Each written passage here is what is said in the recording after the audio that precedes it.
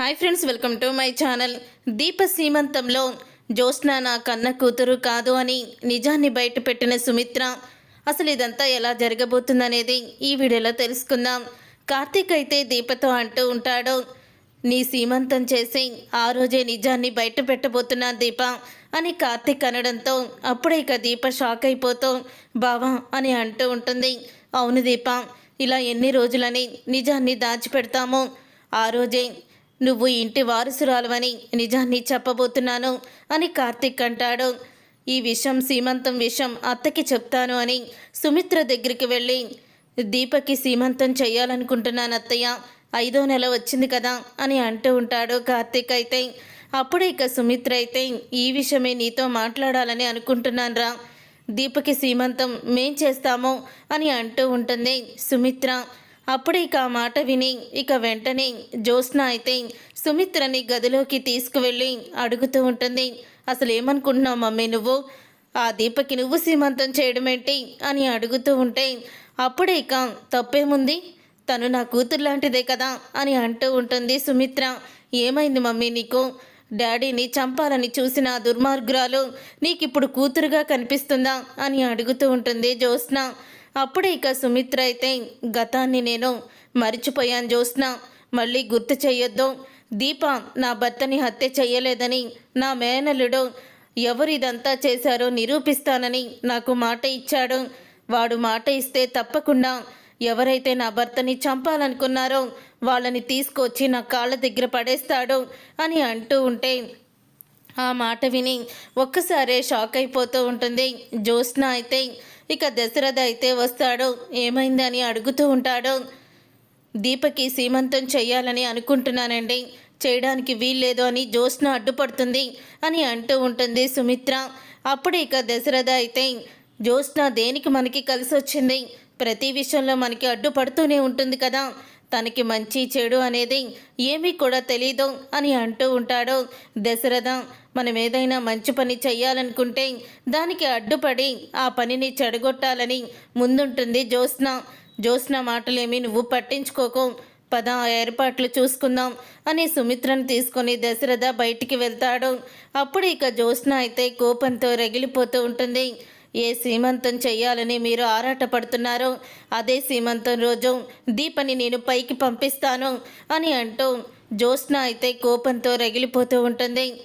తర్వాత ఇక దీప సీమంతం అని కాంచనకి కూడా చెప్తూ ఉంటాడు కార్తీక్. అయితే ఆ రోజు నీకు ఒక అపురూపమైన గిఫ్ట్ని ఇవ్వబోతున్నానమ్మా, నీ కొడుకుగా ఆ గిఫ్ట్ నీకు ఇవ్వడం నాకెంతో ఆనందంగా ఉంది అని అంటూ ఉంటాడు కార్తీక్. ఆ మాట విని ఒక్కసారి కాంచన అయితే, ఏంటి కార్తీక్ అంత గొప్ప గిఫ్టు అని అంటూ ఉంటే, నువ్వు ఆ గిఫ్ట్ని నేను ఇచ్చిన తర్వాత నువ్వు ఆనందాన్ని తట్టుకోలేవమ్మా, నీకు ఎక్కడ లేని ఆనందం వస్తుంది అని అంటూ ఉంటాడు. అప్పుడే ఇక పక్కనే ఉన్న అనసూయ అయితే, అంత పెద్ద గిఫ్ట్ ఏంటి బాబు అని అంటూ ఉంటుంది. అక్కడే చూద్దురు కానీ పెద్దమ్మ అని కార్తీక్ అయితే అంటాడు. అందరూ కూడా దీప సీమంతానికైతే వస్తారు. అలా దీప సీమంతానికి వచ్చాక అందరూ హడావుడిగా పనులు చేసుకుంటూ ఉంటారు. ఈలోగా జ్యోత్స్న అయితే పారిజాతం దగ్గరికి వచ్చి, ఏంటి గ్రాని ఏదో ప్లాన్ చేసినట్టున్నావు అని అంటూ ఉంటుంది. ఏంటి ప్లాన్ చేసేది అని అంటూ ఉంటుంది పారిజాతం. అదేంటి గ్రాని, ఇంతమంది ఇంత ఆనందంగా ఉంటే మనం చూసి ఎలా ఓర్చుకోగలం, ఆ ఆనందాన్ని చెడగొట్టాలి కదా అని అంటూ ఉంటుంది జ్యోత్స్న. అప్పుడే పారిజాతం అయితే, చూడే వీళ్ళందరూ ఎంత ఆనందంగా ఉన్నారో, వీళ్ళని చూస్తుంటే నాకు కూడా చాలా ఆనందంగా ఉంది, వీళ్ళ ఆనందాన్ని నేను చెడగొట్టడం ఏంటి అని పారిజాతం అంటూ ఉంటుంది. నీకు పిచ్చి పట్టింది గ్రాని, రాను రాను ఏం మాట్లాడుతున్నావో నీకే అర్థం కావడం లేదు అని అంటూ ఉంటుంది జ్యోత్స్న. మరేం చేయమంటావే, ఇప్పుడు ఈ టైంలో ఏం చేసినా నన్ను మీ తాత మెడపట్టుకొని పీక నొక్కి బయటికి గెంటేస్తాడు అని అంటూ ఉంటుంది పారిజాతం.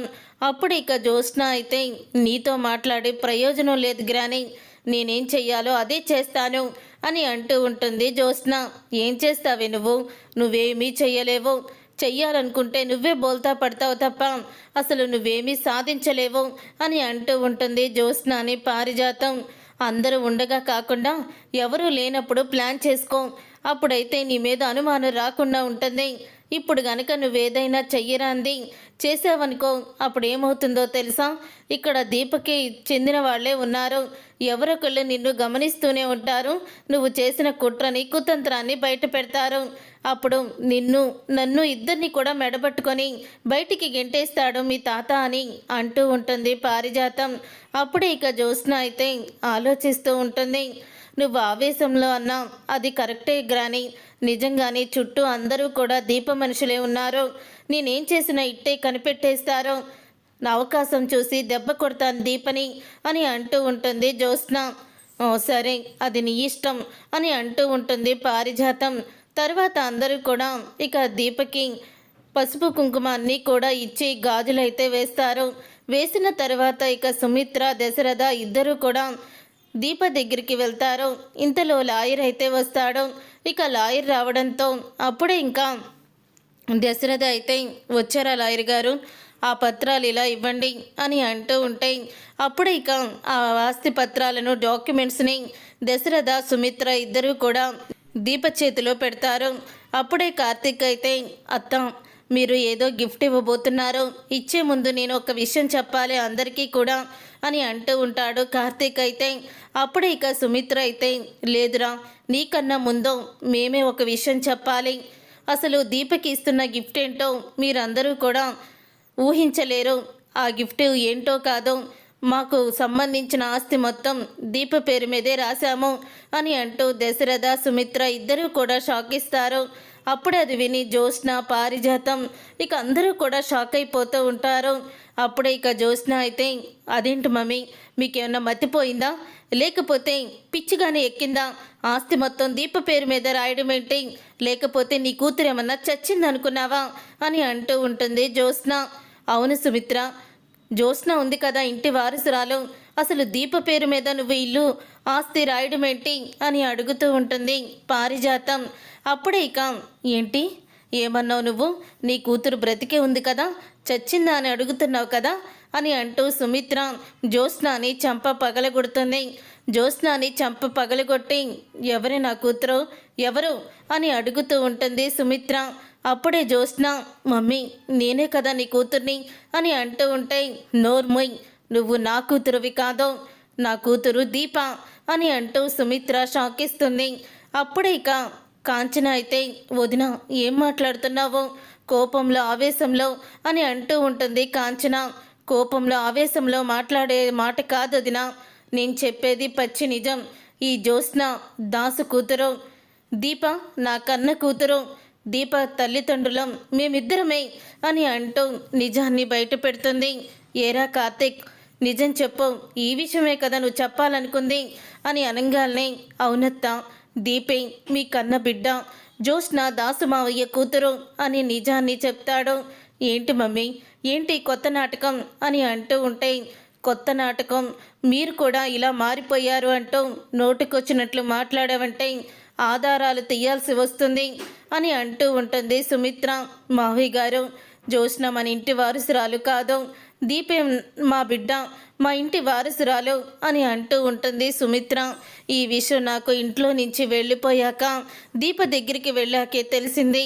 కార్తీక్ దీప ఇద్దరు మాట్లాడుకునేటప్పుడు ఈ పారిజాతం ఆ రోజు తన కొడుకుని మీరు గెంటేశారనే కోపంతో తన మనవరాల్ని తీసుకువచ్చి నా బిడ్డగా పెంచింది అని అంటూ సుమిత్ర నిజాన్ని బయట పెడుతుంది.